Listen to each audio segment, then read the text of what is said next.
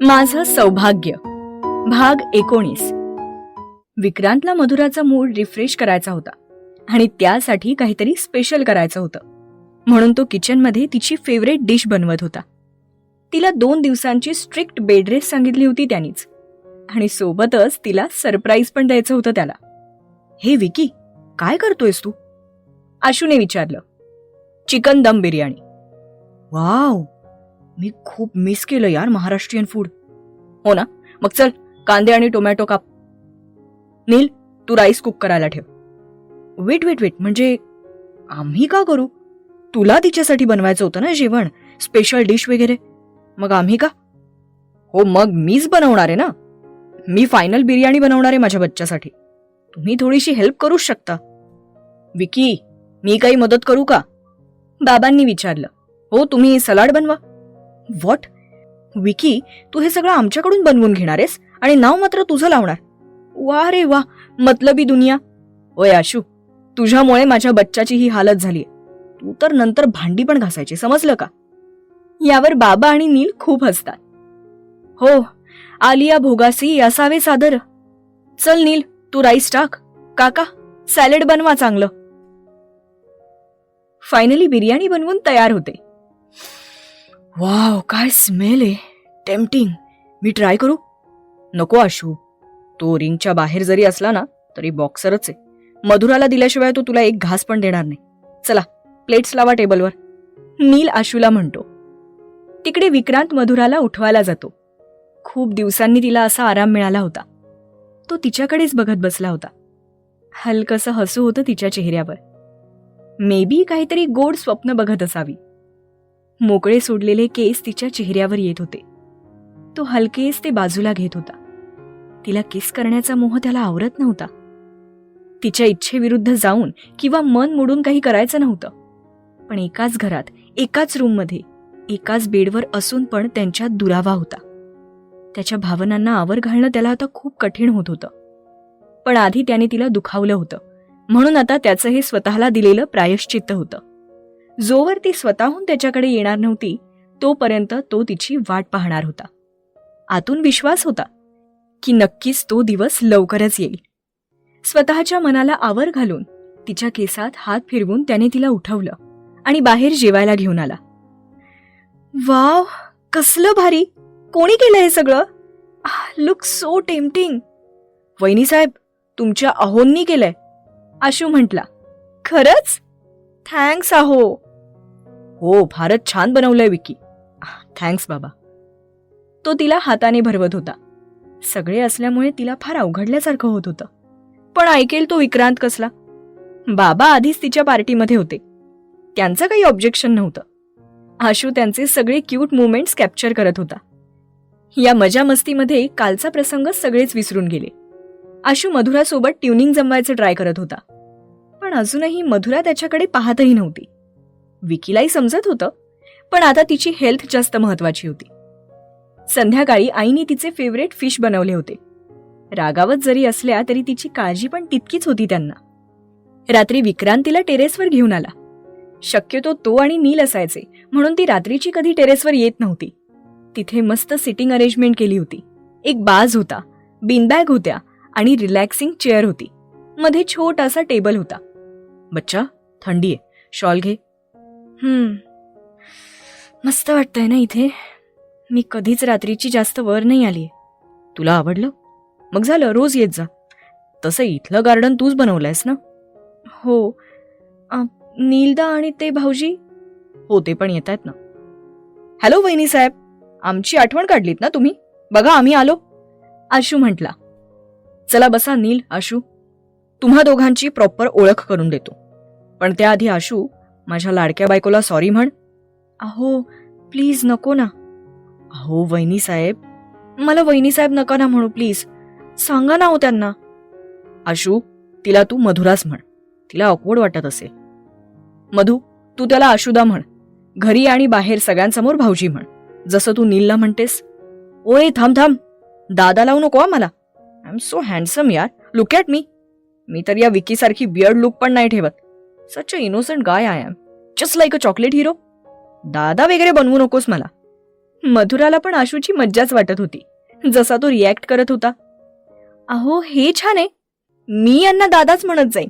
अश्विन दादा. ओय अश्विन दादाची लाडकी, मला दादा नाही म्हणायचा, आशू म्हण. नको, मी दादाच म्हणते, मला खूप आवडलं. पण मला नाही आवडलं, मी म्हातारा आहे का? खूप मुली लाईन देतात मला, तरी पण मी तर दादाच म्हणेन. ओके, मी पण तुला बच्चा वहिनी साहेब म्हणेन मग.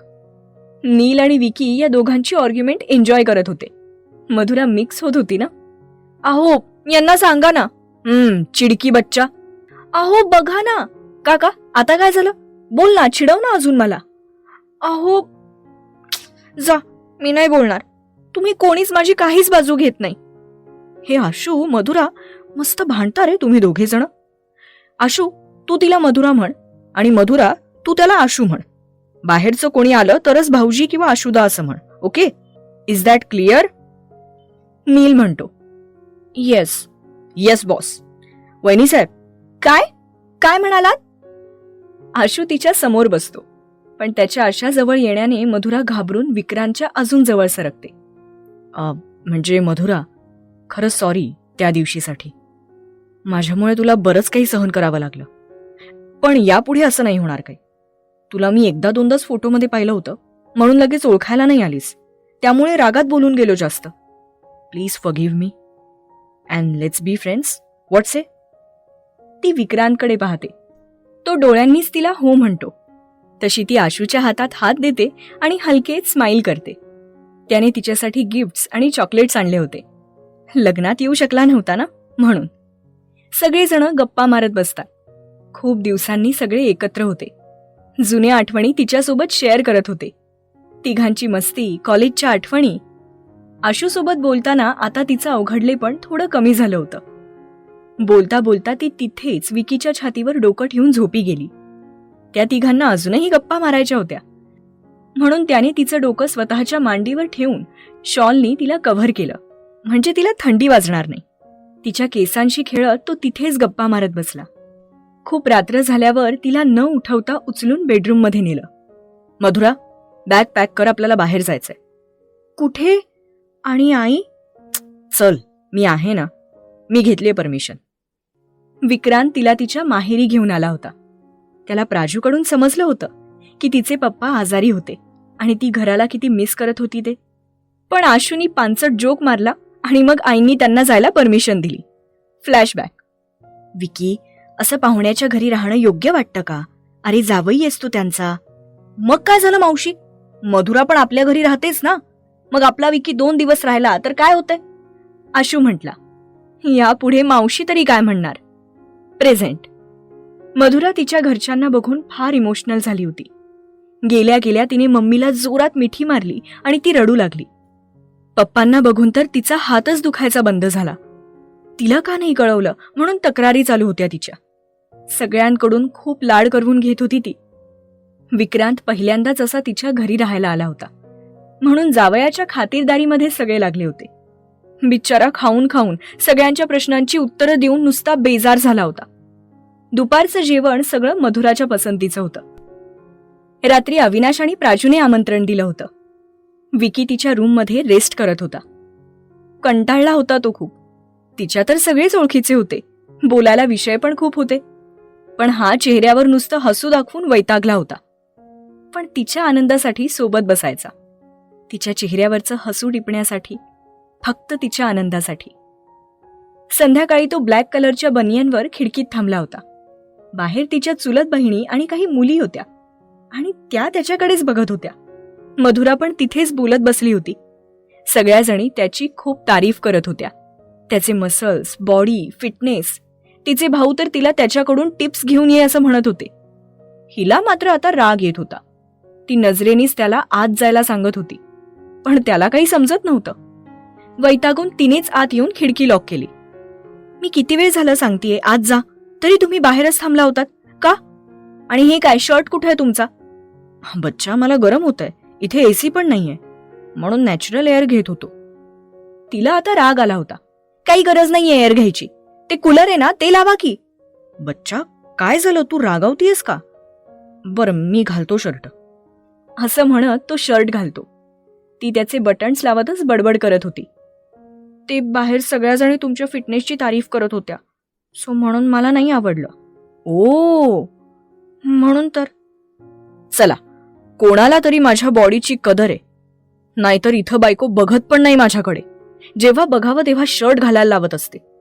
मग काय तिकीट लावू का सगळ्यांसाठी? बघा बघा माझ्या नवऱ्याची बॉडी बघा म्हणून. मला नाही आवडत. माझ्याशिवाय असं कोणी बघितलं ना तर आय फील जेलस. ओ, असं आहे तर. तो तिला जवळ ओढून घेतो आणि एक टाईट हक करून म्हणतो, मधू, कोणी कितीही बघितलं तरी काय लगेच त्यांचा नाही होणार आहे. मी तुझा आहे आणि तुझाच राहणार आहे, समजलं? I love you. तू किती बारीक आहेस बच्चा, सगळी मावतेस माझ्यात. काय हो तुम्ही पण. जेवण तर झालंय. Can I have sweet? तो तिच्या ओठांवर अंगठा फिरवत बोलत होता. काय आणू? तिला काही समजलंच नाही. नुसतं आणू नकोस, खाऊ पण घाल. ठीक आहे, पण काय देऊ? तिचा इनोसन्स पाहून त्याने तिच्या गालावर किस केलं. बच्चा, तू खूप गोड आणि निरागस आहेस. चल, आपल्याला आवीकडे जायचंय ना. बिचाऱ्याच्या सगळ्या मूडचा पार कचरा केला होता तिने. आवीच्या घरी. या जावई बापू. परी, ये बाळा. आवीचे बाबा म्हटले. परी? विकी प्रश्नात पडला. मीच आहे, चला. मला आतमध्ये बच्चा म्हणू नका. आवीच्या घरी मधुरा आणि प्राजू कशा त्रास द्यायच्या, मधुरा कशी होती ते आवीची आई सांगत होती. मधुरा आणि विकीसाठी त्यांनी गिफ्ट्सही आणले होते. इकडे मधुरा, आवी आणि प्राजूचं काहीतरी वेगळंच चाललं होतं. जेवण झाल्यावर हे दोघं घरी परत आले. तिची मम्मा तिच्या केसांना तेल लावून देत होती. मम्मा, मी खूप मिस केलं हे. मला तर नीट लावता पण नाहीयेत. हो परी, खूपच खराब झालेत ग केस. काळजी घेत जा ना. सासरी आपणच आपली आणि सगळ्यांची काळजी घ्यायला पाहिजे ना. हो मम्मा. तुला करमतं का ग परी तिथे? सगळे कसे आहेत ग तिथे? मला तिकडे सगळं छान येतं. सगळे माझे लाड करतात. आई रागावतात, पण मग नंतर समजून पण घेतात. हे पण खूप छान वागतात. नीलदा, आशू, बाबा सगळे खूप खूप चांगले आहेत. मग पुढे काय ठरवलंय परी? कशाचं मा? कसं बोलू बाळा तुला? हे बघ, एक लेकरू झालं की मा, नको ना तो विषय प्लीज. मी किती दिवसांनी आलीये. तू माझे लाड कर की. परी, कोणत्या परिस्थितीत हे लग्न झालंय माहितीये ना? मग मम्मा, जाऊ दे ना जे झालं ते. चल, मी जाते झोपायला. ती रूम मध्ये आली तरी गप्प गप्प होती. प्रेग्नेन्सीचा विषय आल्यावर ती डिस्टर्ब होऊन जायची. बच्चा, काय झालं? कशाचं? अगं तुला काय झालं? गप्प कायस? अहो, बोल ना बाळा. तो तिला जवळ घेत म्हणतो, मला बाळ हवंय. काय? हा टॉपिक कुठून आला बच्चा? कोणी काढला? मा विचारत होती. मगाशी काकू, आजी पण विचारत होत्या. हे बघ, कोणी यापुढे तुला विचारलं ना तर सांग की अजून 5 वर्ष आम्हाला मूल नकोय.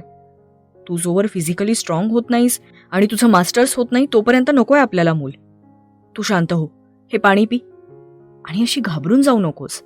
मी आहे ना सोबत. चल, झोपूयात. तो तिला घेऊन तसाच पडतो. ती अजूनही थरथरत होती म्हणून तो तिच्या डोक्यावरून हात फिरवत होता, विषय डायव्हर्ट करत होता. ती तशी झोपी गेली. काही वेळाने मोबाईल वाजला. विकी घेणार तोच तिला जाग आली आणि तिने कॉल घेतला. कॉलवर बोलताना फक्त ओके ओके म्हणून तिने कट केला. अहो चला. कुठे बच्चा? किती लेट झालाय. काय नाही होत, मी आहे ना, घाबरू नका. ते जॅकेट घाला. ती निघाली तरी तो तसाच थांबला होता. अहो चला की, का थांबलाय? मी आणि घाबरतो? बच्चा तू ठीक आहेस ना? आणि कुठे चाललोय आपण, मला सांगशील का? तुमच्यासाठी सरप्राईज आहे. आता बास ना, प्लीज चला. आणि हळू चला माझ्या मागे, आवाज नका करू. हो मॅडम. तिच्या बालिशपणात त्याला पहिल्यापासूनच सहभागी व्हायला आवडायचं. तिने हळूच दरवाजा उघडला. परी, बाळा कुठे चाललीयस? आणि पाहुणे पण? पप्पा. Oh no. पप्पा, यांना नवीन जागेत झोप येत नाहीये. जरा शतपावली करून येतो आम्ही. बरं बरं, नवीन आहे ना सगळं म्हणून होत असेल असं. चावी घेऊन जा सोबत. हो पप्पा, तुम्ही झोपा निवांत, आम्ही येतो थोड्या वेळाने. अहो, येताय ना? दोघं जण बाहेर येतात. बच्चा, तू किती सफाईने खोटं बोलतेस ग. सांगितलं होतं ना, बॉर्न टॅलेंट. चला. हे अवी, गाडीची चावी. अहो, तुम्ही कोणती बाईक घेणार? म्हणजे तुम्हाला येते ना बुलेट? काय बच्चा, तू काय माझा मजाक उडवतेस का? नाही हो, मी कधी तुम्हाला बाईक चालवताना पाहिलंच नाहीये. बरं चला, बसा बरं आता. म्हणजे मी कुठे बसू? मागे बसा ना बुलेटच्या. ओके, म्हणजे मी आणि अवी. नाही नाही, तुम्ही आणि मी. मी चालवतीये, तुम्ही मागे बसा. काय? तो जोरात ओरडणार तेवढ्यात मधुरा त्याच्या तोंडावर हात ठेवते. ओरडू नका, अख्खा गाव जागा होईल. मी हात काढतीये, पण प्लीज ओरडू नका. चल अवी. ती गाडी चालवत होती आणि विक्रांत मागे बसला होता. असं पहिल्यांदाच होत होतं. तिच्या उडणाऱ्या बटा, चेहऱ्यावरचे एक्सप्रेशन्स त्याला घायाळ करत होते. न राहून त्याने तिला मागून हक केलं. त्यामुळे ती जरा विचलित झाली आणि हँडल थोडं हललं. मग सांभाळून त्यानेच तिच्या हातावर हात ठेवून बाईक चालवायला घेतली. तो इतका जवळ होता की त्याचे श्वास तिच्या मानेला जाणवत होते. मध्येच कानात फुंकून तो तिला त्रास देत होता. अहो, नका ना त्रास देऊ. का? तू आज जो हार्ट अटॅक दिलायस त्याबद्दल इतका त्रास चालतोच ना? आणि तू आधी का नाही सांगितलंस? मी अजून परफेक्ट नाहीये ना, म्हणून. लर्नर आहे. मी शिकवेन तुला, डोंट वरी. तो खूप रोमॅन्टिक मूडमध्ये तिच्याशी बोलत होता. आहो, आलो आपण. कुठे आहे हे? तो बाईकवरून उतरून म्हटला. या शेतात ना एक जागा आहे जी मला फार आवडते. जेव्हा कधी मी खुश असते ना, तेव्हा आम्ही इथे येतो. कोणी येत नाही इकडे. आमची सिक्रेट जागा आहे. ओ, बरं, तुमचे डोळे बंद करावे लागतील. मी करू का? हो कर. तुझ्यासोबत मी डोळे बंद करून कुठेही जाऊ शकतो. ती त्याचे डोळे बंद करून त्याचा हात हातात घेऊन एका ठिकाणी येते. आहो, पट्टी काढतीये. डोळे उघडले तर डोळे दिपतील असा नजारा होता. हे काजव्याचं झाड आहे. ब्युटिफुल बच्चा, किती सुंदर आहे. Thank you so much. चला लव बर्ड्स, अवी म्हटला. आहो, तुम्हाला आवडलं? खूप आवडलं. I love you so much. चला चला, अजून खूप गंमत बाकी आहे.